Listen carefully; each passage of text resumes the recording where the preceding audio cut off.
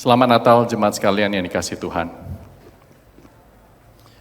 Mari kita datang ke hadirat Tuhan di dalam kekusukan hari Natal ini. Pagi Natal yang gerimis, dan Tuhan ingin kita mencari Dia dengan sungguh-sungguh. Mari kita datang menjawab panggilan Tuhan tersebut. Mari kita berdoa. Tuhan, kami datang dengan segala kemiskinan, kepapaan kami, ketidakmampuan kami untuk mengenal kebenaran-Mu. Namun Engkau adalah Allah yang maha besar, maha pengasih. Engkaulah yang mengejar kami, bukan kami yang mencari Engkau. Nah, saat ini ketika kami datang kepadamu, Engkau sudah mengundang kami untuk masuk hadirat-Mu. Tuhan, kami rindu untuk mendengarkan firman-Mu. Kami rindu untuk mengenal isi hati-Mu. Tolong kami Tuhan untuk memiliki keinginan itu. Sertai masing-masing kami di tempat ini, supaya kami boleh menerima apa yang Tuhan sudah siapkan bagi masing-masing kami. Hanya dalam nama Tuhan Yesus Kristus, Juru Selamat kami yang hidup, kami naikkan doa ini. Amin. Saudaraku, mari kita membuka satu bagian firman Tuhan yang akan kita renungkan bersama. Tema kita hari ini adalah Sambutlah Sang Raja. Ya. Kita akan membuka dari Matius pasal yang kedua, ayat yang pertama sampai dengan ayat yang ke-12. Matius pasal yang kedua, ayat yang pertama sampai dengan ayat yang ke-12, kisah tentang para Majus dari timur. Jikalau saudara sudah menemukannya, Matius pasal 2 ayat yang pertama sampai dengan ayat yang ke-12, saya akan membacakan bagi kita semua. Demikian bunyi firman Tuhan. Sesudah Yesus dilahirkan di Betlehem, di tanah Yudea, pada zaman Raja Herodes, datanglah orang-orang Majus dari timur ke Yerusalem. Dan bertanya-tanya, di manakah dia, Raja orang Yahudi, yang baru dilahirkan itu. Kami telah melihat bintangnya di timur dan kami datang untuk menyembah dia. Ketika Raja Herodes mendengar hal itu, terkejutlah ia beserta seluruh Yerusalem. Kata terkejut di sana sebenarnya bisa diartikan juga bahwa dia terganggu. Karena Raja Herodes adalah seorang raja yang sedikit sakit jiwa, saudaraku. Dia tidak ingin ada orang yang menyaingi dia. Dia membunuh anak-anaknya untuk itu, saudaraku, supaya tidak ada orang menggantikan dia sebagai raja. Dia agak sakit nih orangnya. Sehingga ketika dia mendengarkan para Majus itu berkata, kami telah melihat bintang bahwa raja orang Yahudi itu baru dilahirkan, maka terkejutlah, terganggulah dia. Beserta seluruh Yerusalem, bukan hanya Raja Herodes. Ayat yang keempat. Maka dikumpulkannya semua imam kepala dan ahli Taurat bangsa Yahudi, lalu dimintanya keterangan dari mereka, di mana Mesias akan dilahirkan. Nah, mereka berkata kepadanya, di Betlehem, di tanah Yudea, karena demikianlah ada tertulis di dalam kitab Nabi. Dan engkau Betlehem, tanah Yudea, tanah Yehuda, engkau sekali-kali bukan lain terkecil di antara mereka yang memerintah Yehuda. Karena daripada mula akan bangkit seorang pemimpin yang akan menggembalakan umatku Israel. Lalu dengan diam-diam Herodes memanggil orang-orang Majus itu dan dengan teliti bertanya kepada mereka bila mana bintang itu tampak. Kemudian ia menyuruh mereka ke Betlehem, katanya pergi dan selidikilah dengan saksama hal-hal mengenai anak itu. Dan segera sesudah kamu menemukan dia, kabarkanlah kepadaku, supaya aku pun datang menyembah. Ayat 9. Setelah mendengar kata-kata raja itu, berangkatlah mereka dan lihatlah, bintang yang mereka lihat di timur itu mendahului mereka hingga tiba dan berhenti di atas tempat di mana anak itu berada. Ketika mereka melihat bintang itu, sangat bersukacitalah mereka. Maka masuklah mereka ke dalam rumah itu dan melihat anak itu bersama Maria, ibunya. Lalu sujud menyembah dia. Mereka pun membuka tempat harta bendanya dan mempersembahkan persembahan kepadanya, yaitu emas, kemenyan, dan mur.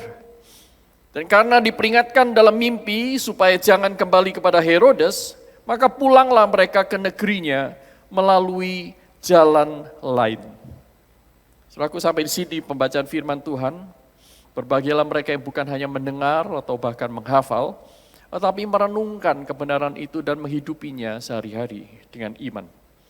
Saudaraku yang terkasih dalam Tuhan, kisah Natal dalam Alkitab tidak seromantis yang kita bayangkan.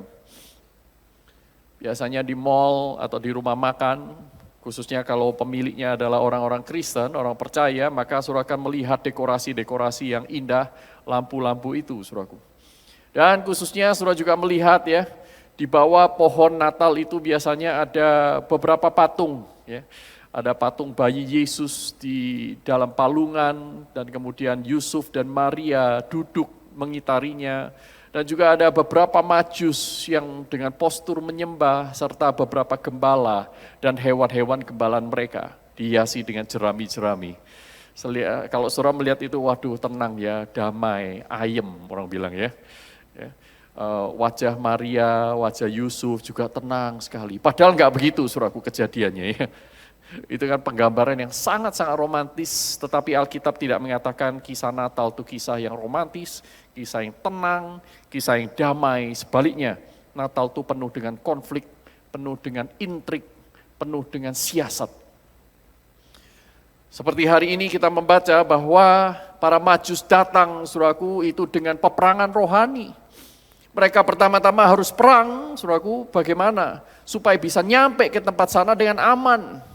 Mereka ingin menjumpai sang raja orang Yahudi itu, yang mereka percaya mereka sudah dituntun menuju ke sana. Pertama-tama mereka harus berperang ya kan, saya harus pergi atau enggak.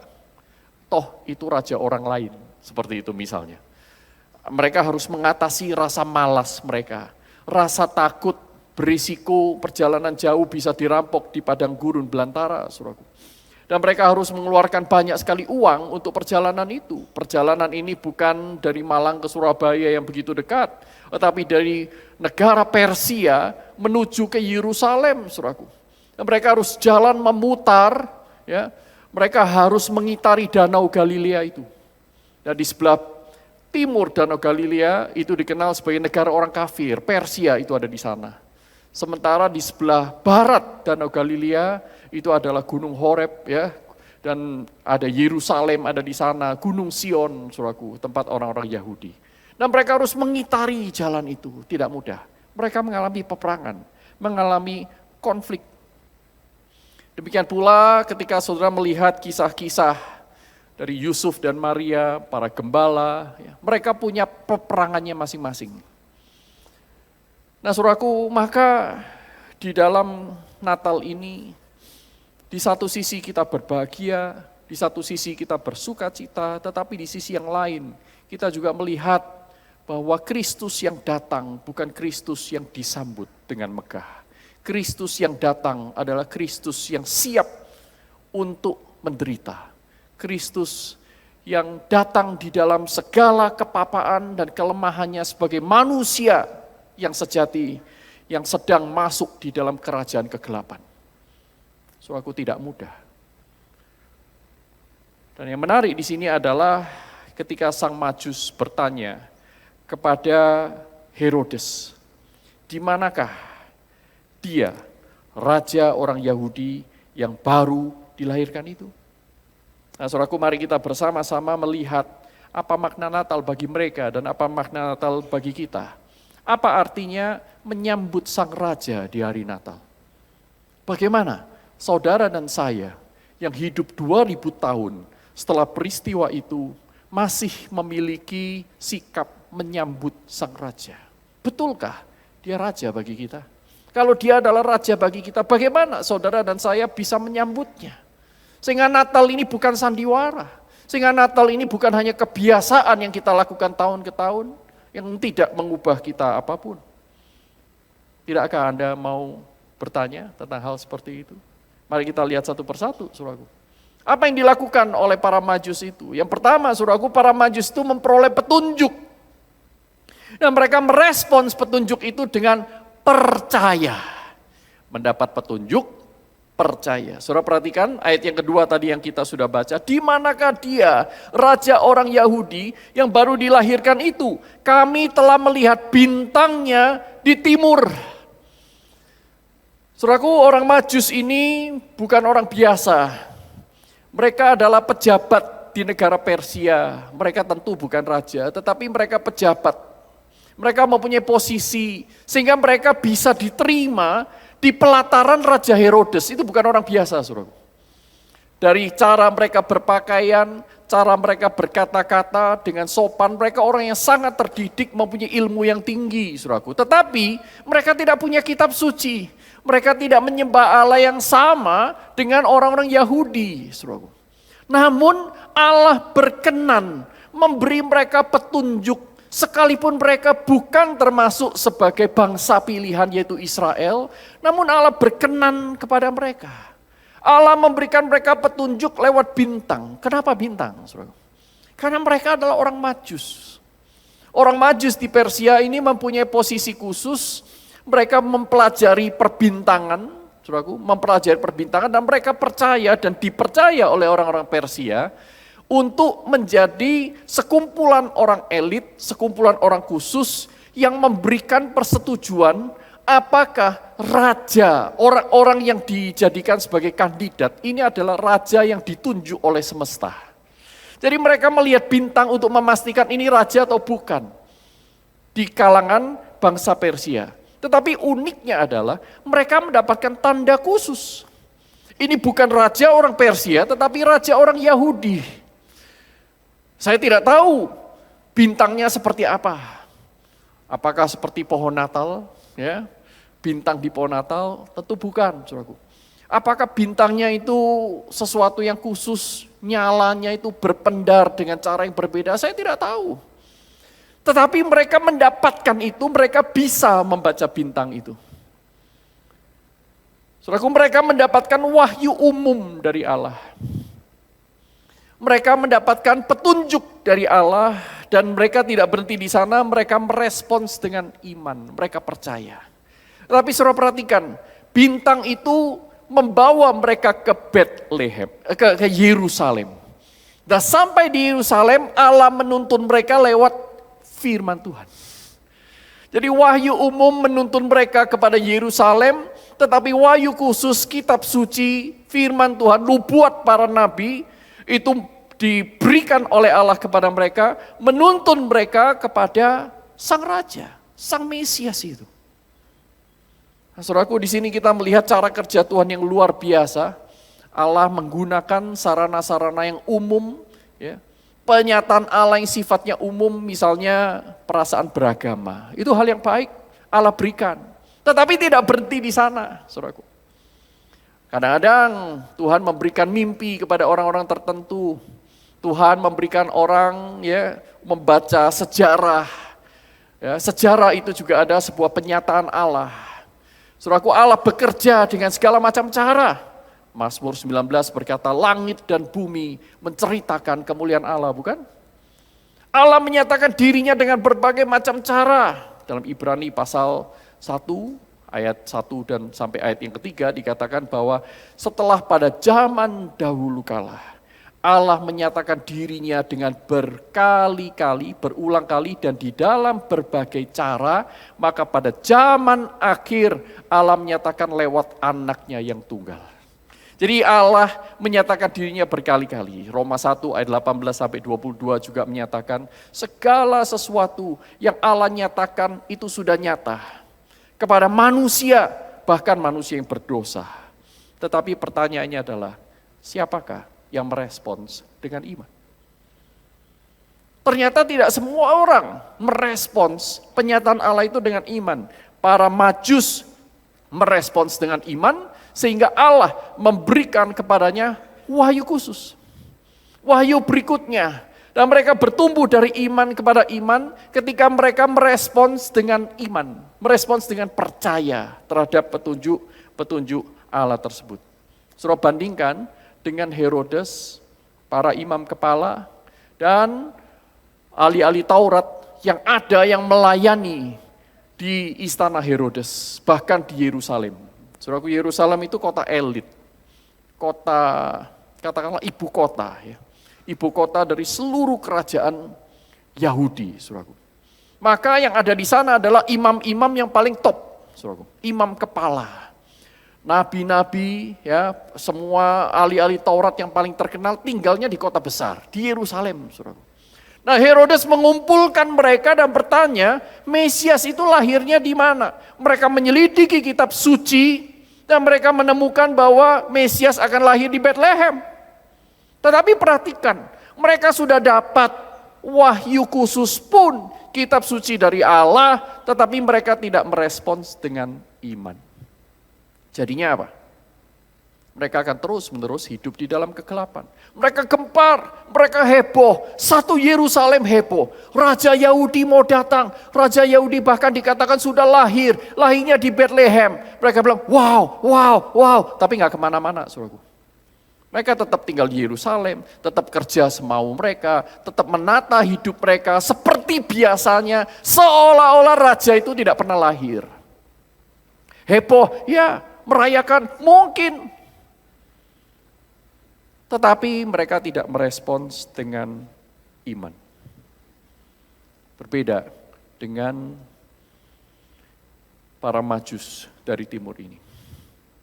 Yang kedua, saudaraku, setelah mereka menerima petunjuk, mereka percaya, dan kemudian Allah memberikan mereka petunjuk berikutnya, apa yang mereka lakukan? Mereka mencari kebenaran yang diwahyukan itu, dan menemukan sang kebenaran.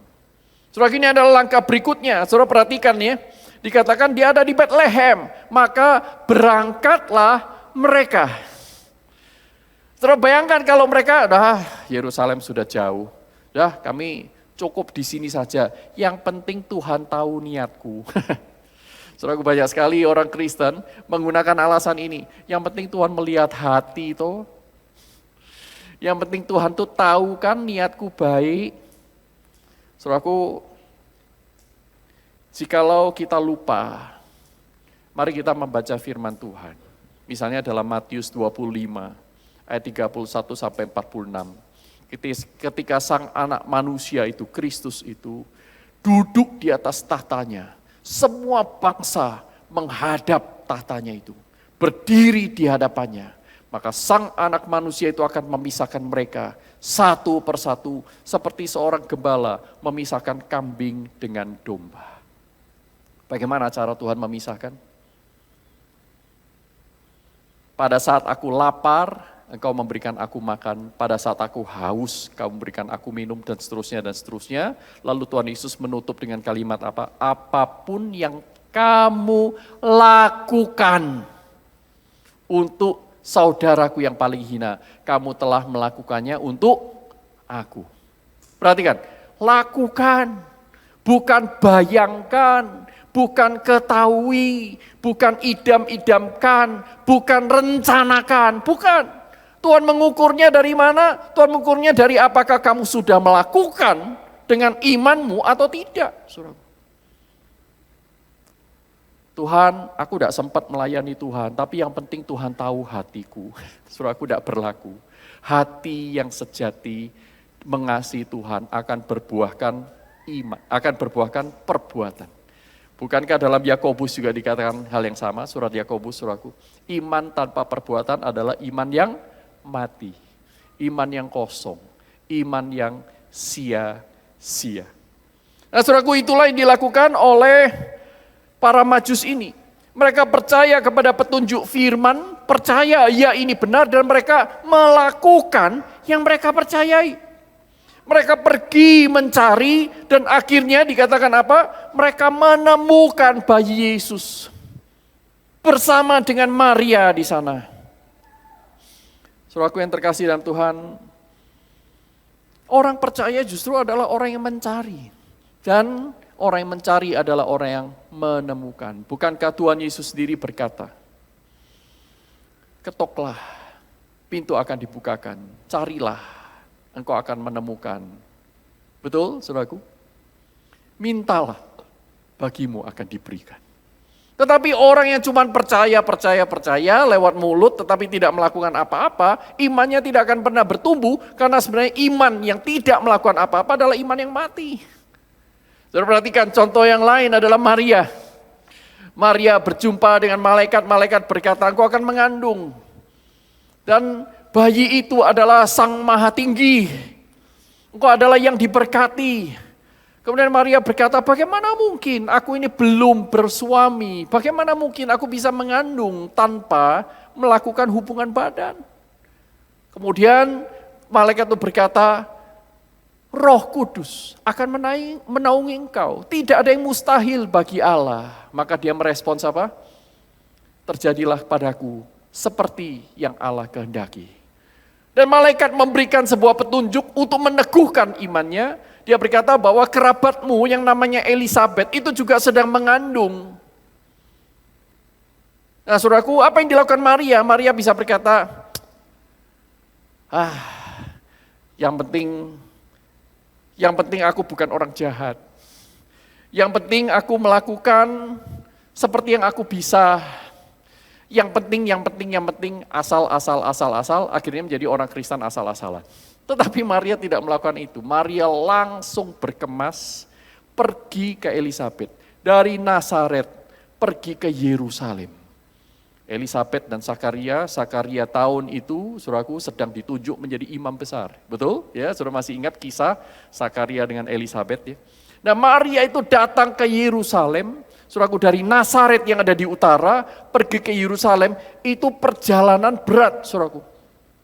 Perjalanan tidak enteng, apalagi bagi seorang Maria, anak yang muda ini, tidak ada pendamping. Yusuf tidak membarengi dia, saudaraku. Belum menikah memang. Nah kemudian Maria itu datang menembus kesulitan, harus melewati gunung, mungkin berjalan kaki, saudaraku. Di dalam kondisi mungkin dia sedang hamil muda. Tidak mudah bagi seorang Maria, dia harus mengeluarkan uangnya, dia harus menyediakan waktunya, dan dia harus mengambil risiko untuk melihat petunjuk Tuhan. Sama seperti orang Majus ini. Dan ketika dia berjumpa dengan Elisabet, apa yang terjadi, saudaraku? Elisabet berkata, "Aduh, siapakah aku ini sehingga ibu dari Tuhanku datang kepadaku." Dan bayi Yohanes Pembaptis di dalam kandungannya melonjak-lonjak kegirangan, dipenuhi oleh Roh Kudus sejak di dalam kandungan. Luar biasa, saudara. Dan kemudian ketika mendengarkan apa yang dikatakan Elisabet, "Engkau adalah ibu dari Tuhanku."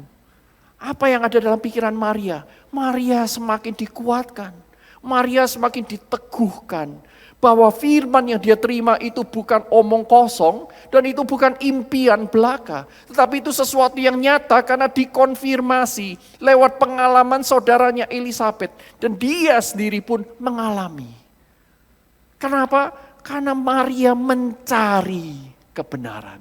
Dan dia menemukan sang kebenaran. Kalau orang percaya itu tidak pergi mencari, dia tidak akan menemukan. Bukankah Tuhan Yesus juga berjanji dalam salah satu khotbah di bukitnya, "Carilah dahulu kerajaan Allah dan kebenarannya. Maka semuanya itu akan ditambahkan kepadamu." Semua yang dicari oleh orang-orang dunia itu. Apa yang kamu makan, apa yang kamu pakai, di mana kamu tinggal. Jangan khawatir. Tetapi carilah dahulu kerajaan Allah. Ketika kau menemukan kerajaan Allah dan kebenarannya, maka semua yang kamu cari itu bukan lagi tujuan hidupmu. Saudaraku yang terkasih dalam Tuhan, percaya dan merespons firman Tuhan dengan iman, menjalankan perintah Tuhan, tidak membuat saudara dan saya hidup di dalam kenyamanan duniawi. Orang Majus tidak menjadi lebih nyaman ketika mencari sang bayi yang baru lahir. Dia harus berjumpa dengan Herodes, dia harus berjumpa dengan kondisi yang menggelisahkan di tengah-tengah padang belantara. Ada kemungkinan dirampok kapanpun juga, saudaraku. Mereka harus mengeluarkan semua daya upaya mereka. Mereka keluar uang, keluar tenaga, keluar waktu, saudaraku. Saudaraku, mengikut Kristus itu tidak pernah tanpa harga. Keselamatan diberikan cuma-cuma. Tetapi mengikut Kristus membutuhkan segalanya. Saudara harus menghadapi dunia. Saudara akan hidup menderita. Kalau saudara, aku mau ikut Kristus, kenapa? Enak, aku bisa kaya. Saudara keliru, itu Kristus yang lain. Enak ikut Kristus. Kalau sakit, doa, disembuhkan. Seperti kesaksian-kesaksian itu. Yaitu kesaksian mereka yang disembuhkan. Kesaksian mereka yang tidak disembuhkan, saudara nggak mau dengar. Lebih banyak yang nggak disembuhkan daripada yang disembuhkan. Dan Tuhan bekerja dengan luar biasa, berbeda. Tetapi yang jelas, tidak ada anak Tuhan hidup di dunia yang kegelapan ini, tidak mengalami peperangan, tidak mengalami penderitaan. Paulus berkata kepada kamu bukan hanya dikaruniakan untuk percaya, tetapi juga untuk menderita bagi Kristus. Beberapa kali Paulus itu menyebutkan hal tersebut, saudaraku. Jangan heran kalau dunia membenci engkau, karena dunia telah membenci aku lebih dulu, kata Tuhan Yesus. Itulah sebabnya Charles Spurgeon dalam salah satu khotbahnya berkata, jikalau iblis tidak mengganggumu, itu karena iblis tidak terganggu olehmu. Saya ulangi sekali lagi. Jikalau iblis tidak mengganggumu, hidupmu lancar-lancar saja. Tidak pernah diganggu setan. Ya tidak diganggu setan itu bukan berarti mendapatkan penampakan. Bukan, tidak selalu begitu. Ya. Jikalau kamu tidak diganggu iblis, karena iblis tidak terganggu olehmu. Iblis merasa, tidak apa-apa, yang kayak gini rajin aja ke gereja. Karena apa? Dia tidak pernah membawa jiwa.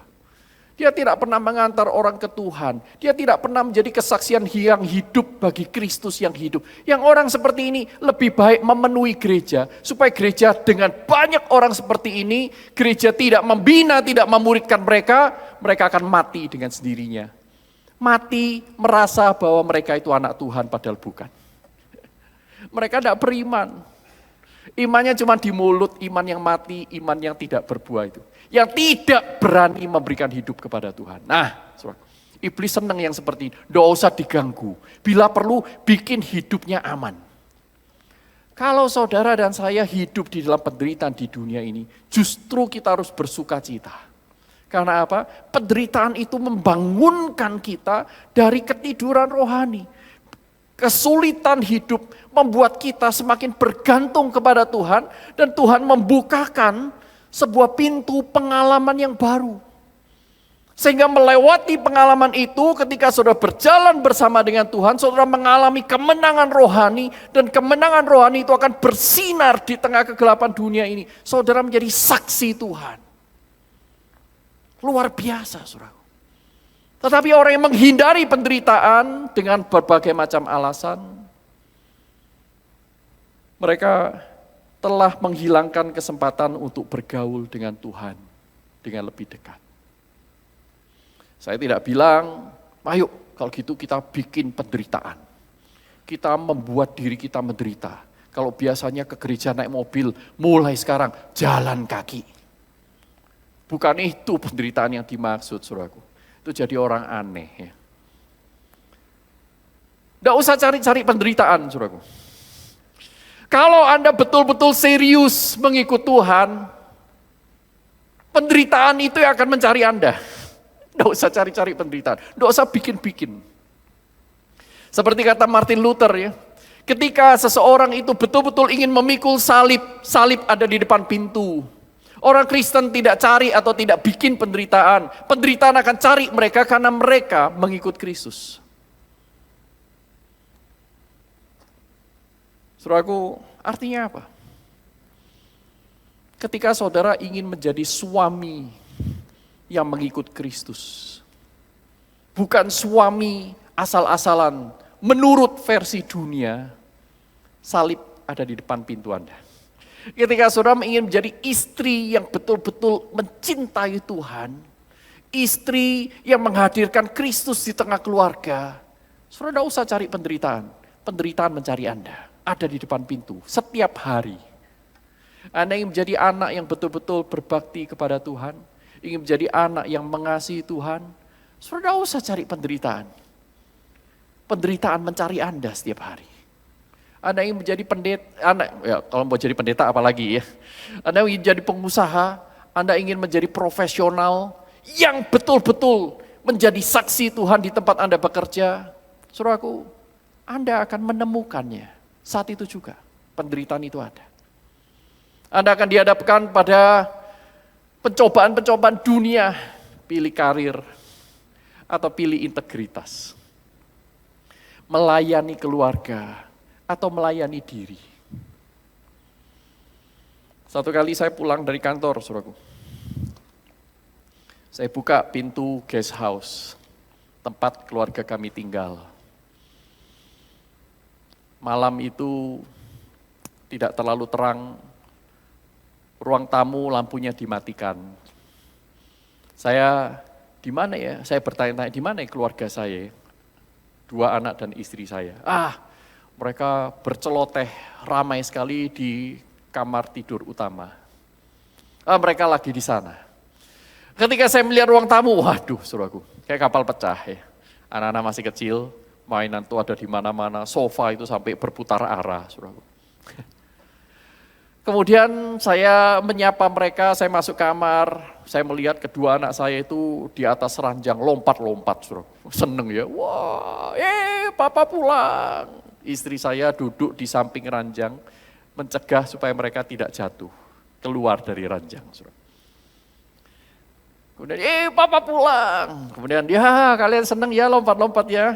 Lalu siapa yang beresin ruang tamu di luar itu? Kayak kapal pecah itu. Kemudian saya berharap ya, istri saya itu berkata begini, nih kamu duduk sini saja, biar saya yang bereskan di depan. Tapi itu cuma cita-cita, saudara. Istri saya mengingatkan, kamu lupa, hari ini giliranmu beres-beres rumah.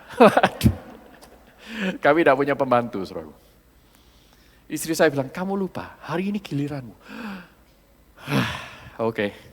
Saya ganti pakaian, saya mulai keluar ya, masukkan, ambil mainan satu persatu ke box.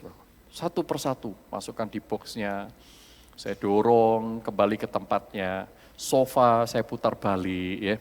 Kemudian saya baru menghadap ke belakang, di meja makan, piring-piring kotor itu banyak sekali.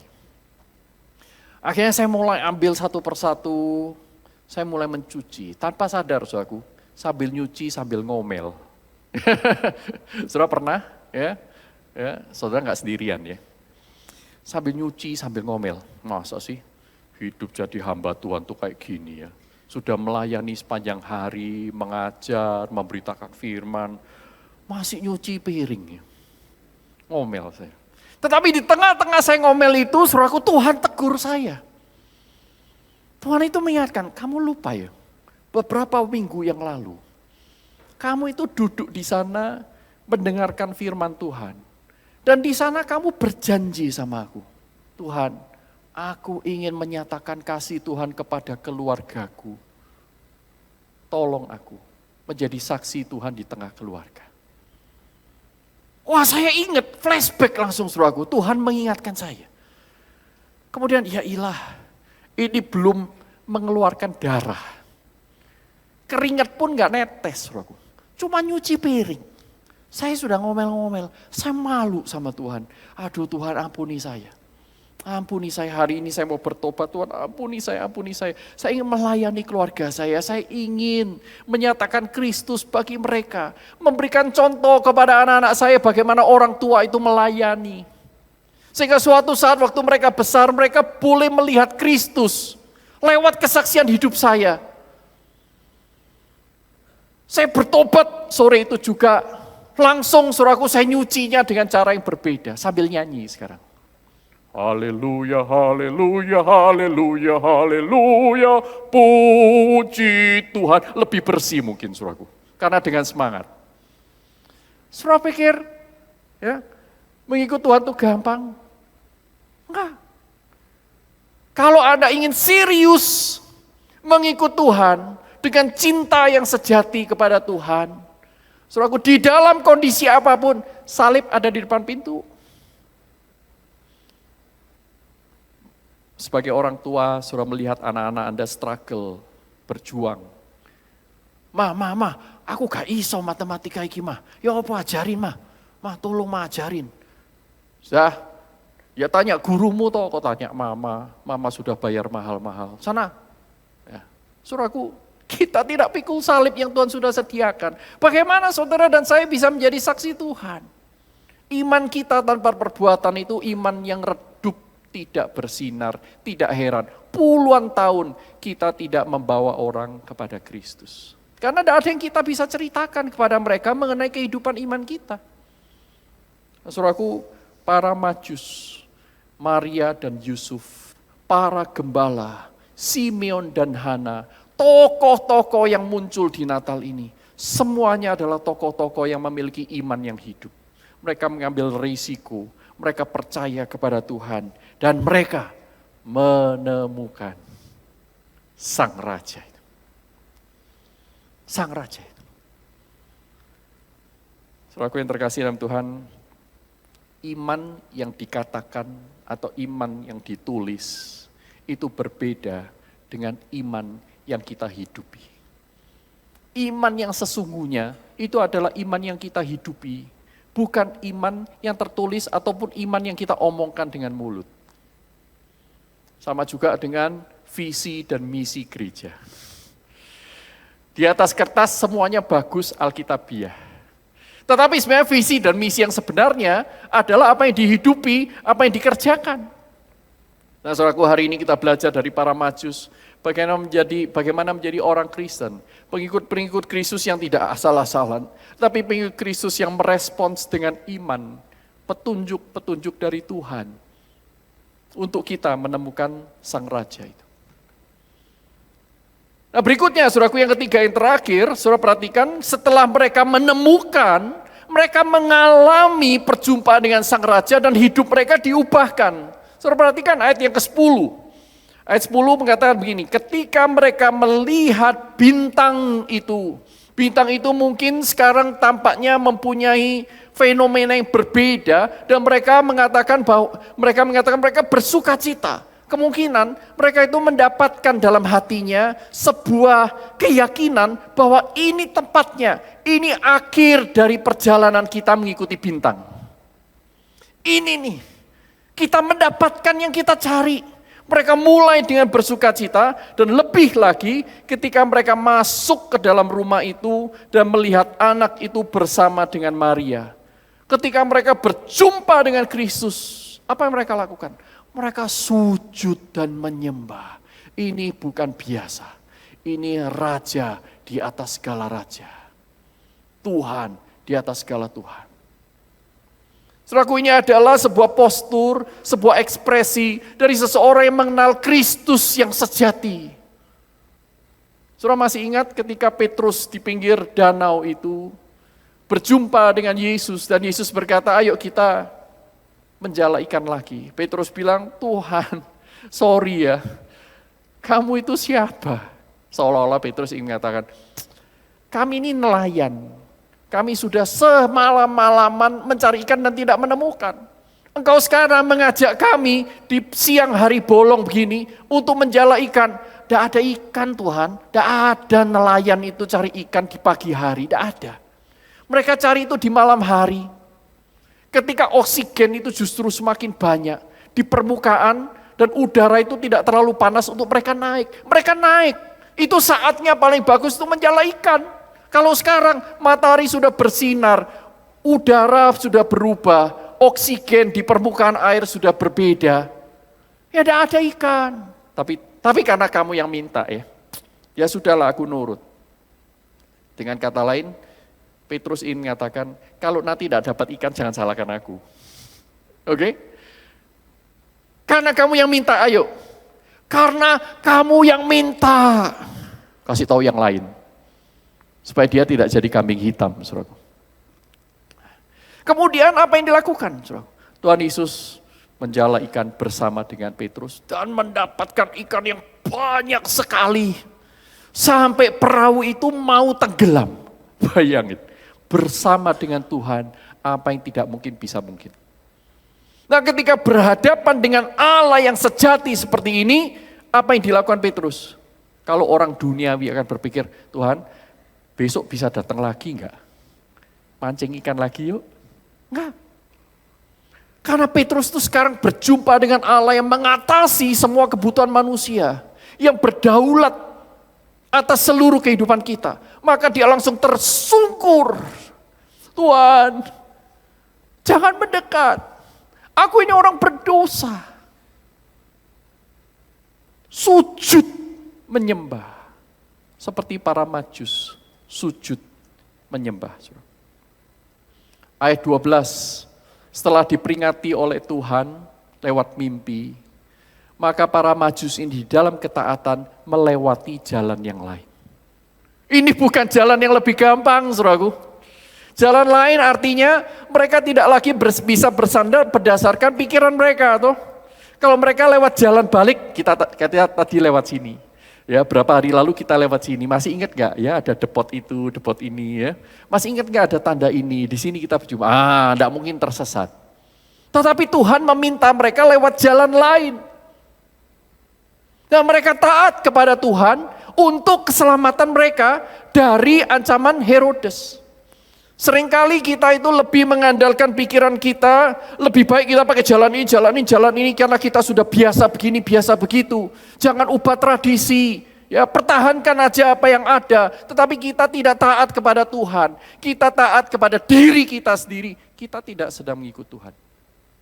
Kita pilih jalan yang mudah, jalan yang gampang, yang tidak perlu terlalu banyak perubahan. Tetapi kita seringkali lupa bahwa jalan Tuhan sekalipun susah, itu adalah yang terbaik, saudaraku. Saudaraku, orang Majus mengalami Tuhan dan itu mengubah hidup mereka.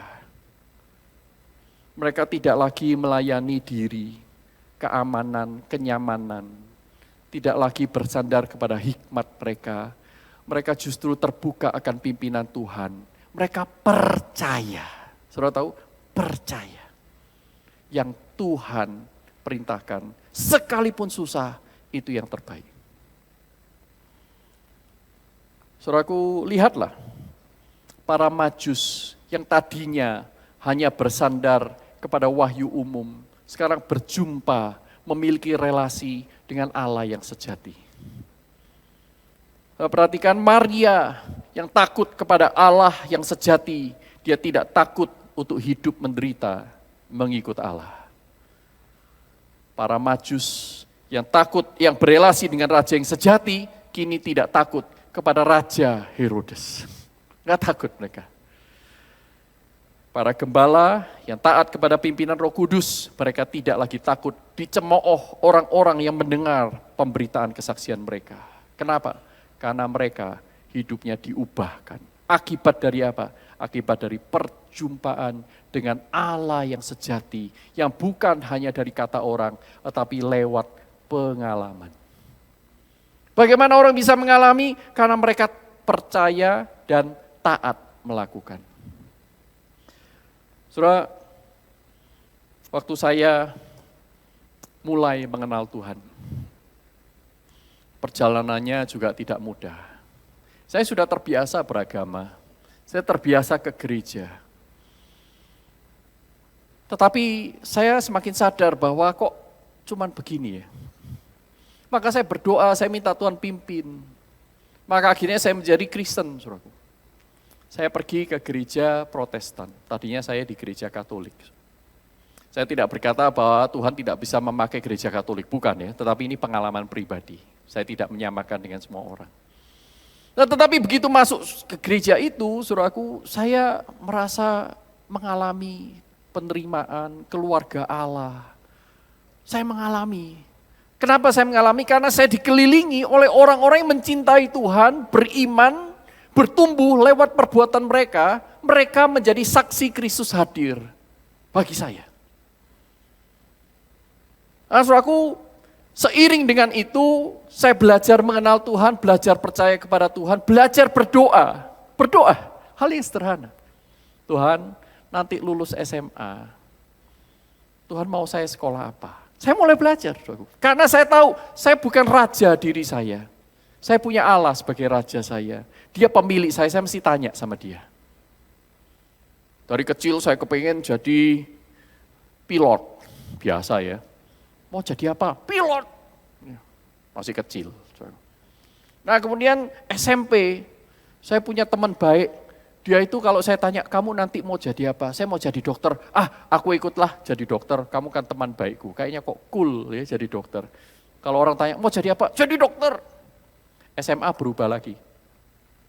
Kakak saya yang besar itu masuk arsitek.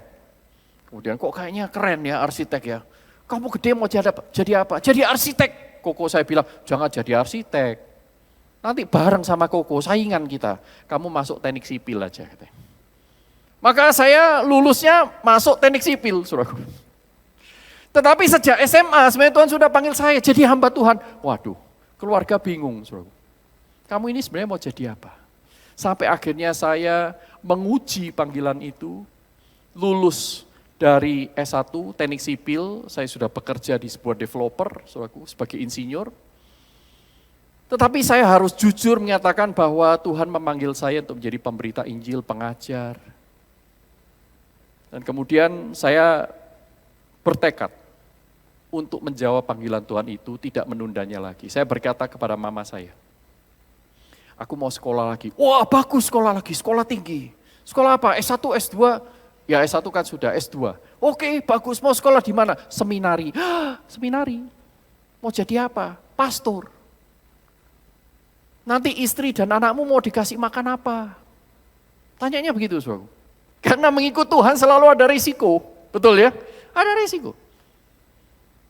Lalu saya cuma menjawab satu kalimat. Tuhan yang memanggil, Tuhan yang memelihara. Oh itu baru teori, saudara. Karena selama ini orang tua saya yang memelihara saya. Tapi itu baru teori. Tapi saya percaya, saya mau menjalani itu. Sampai akhirnya saya masuk seminari, saudara. Tidak ada uang, keluarga tidak dukung secara pembiayaan.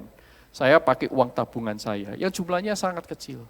Saya berdoa, bilang ke gereja, gereja kasih beasiswa, puji Tuhan. Ya, sampai ada satu masa di seminari itu, uang dari gereja itu terlambat transfer. Saudara. Uang di kantong saya juga tidak ada, tabungan saya juga tidak ada. Saudara. Mengenaskan. Sampai saya itu, sabun saya itu habis, sabun mandi itu. Nah, masa enggak mandi ya, masa pakai sabun orang lain, ya kan? Saya ingat, wah di kamar sebelah teman saya ini, dia itu punya sabun Nuvo Gold. Kalau saudara masih ingat, Nuvo Gold, belasan tahun yang lalu, saudaraku, betul-betul warnanya gold, bungkusnya itu ya. Saya ingat dia di sana itu, nah aku ketok aja kamar dia. Dia sedang belajar, ya. Di atas rak itu ada beberapa sabun. Saya ngobrol sama dia, apa kabar? Kamu lagi baca apa? Wah seru ya, sambil ngobrol saya ngeliatin sabun itu. Saudara. Bukan mau nyuri, bukan. Setelah ngobrol gitu, sabunmu banyak persediaan ya. Boleh enggak aku pinjem satu. Nanti aku kembalikan. Ya bukan dikembalikan bekas gitu, bukan ya. Nanti aku ganti. Wah ambil aja, ambil. Nah, nanti aku ganti. Suruh bayangin, insinyur, pinjem sabun. Tetapi Tuhan melatih saya, saudaraku, untuk di dalam kondisi apapun percaya kepada Tuhan dan ya dan amin. Sampai hari ini saya tidak mengemis. Saya hidup cukup mewah? Enggak. Menderita bersama dengan yang lain. Saudaraku. Malah kalau Tuhan kasih saya lebih, saya bagi ke orang lebih lagi. Saya masih memberi rutin beasiswa kepada beberapa mahasiswa. Saya juga memberi kepada orang-orang yang ada di pedalaman. Ada channelnya. Saudaraku, saya mengalami dan saya berusaha untuk merespons panggilan Tuhan itu dengan iman. Sehingga kalau orang bilang, Tuhanmu itu tidak ada. Mana mungkin tidak ada, saya alami setiap hari.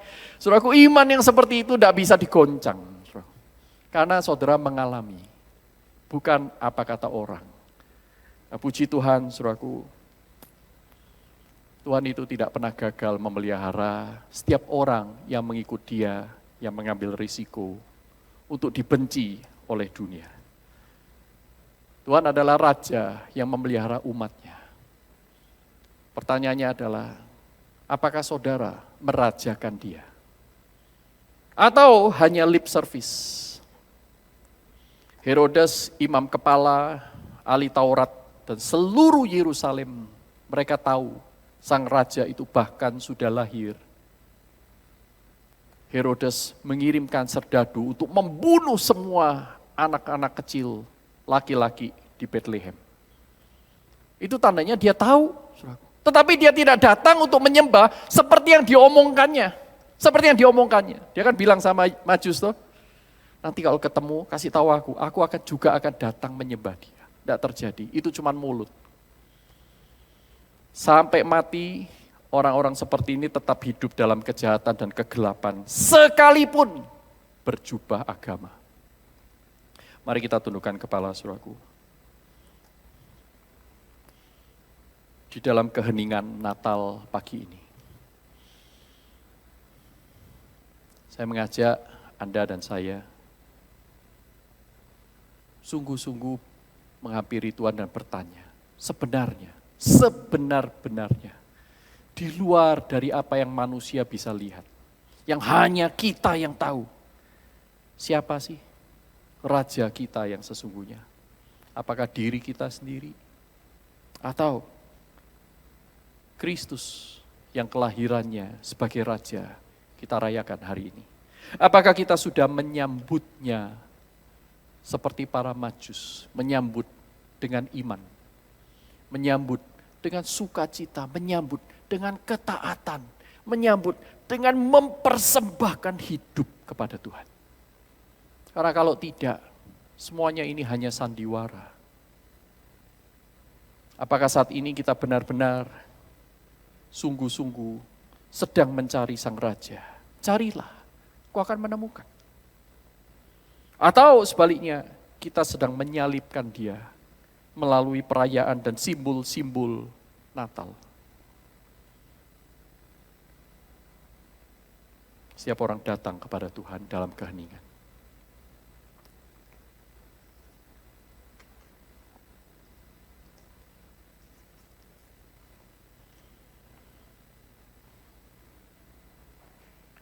Tuhan, lidah kami keluh. Kami bahkan tidak berani menjawab. Karena di satu sisi ada sebagian dalam diri kami yang mengatakan bahwa Engkau adalah Sang Raja. Seperti yang kami katakan, akui, nyanyikan setiap minggu. Tetapi pada saat yang sama, kami juga melihat bahwa realitasnya kami tidak hidup dengan Engkau sebagai Raja. Kami sadar kami masih jauh.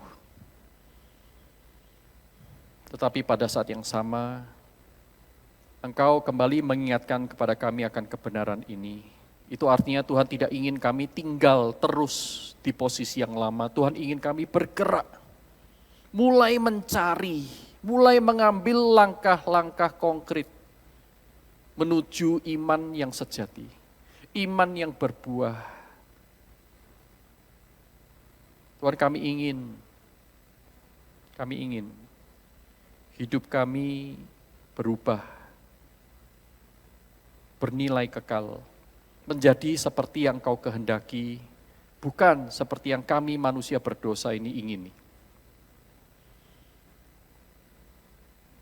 Di dalam kelemahan iman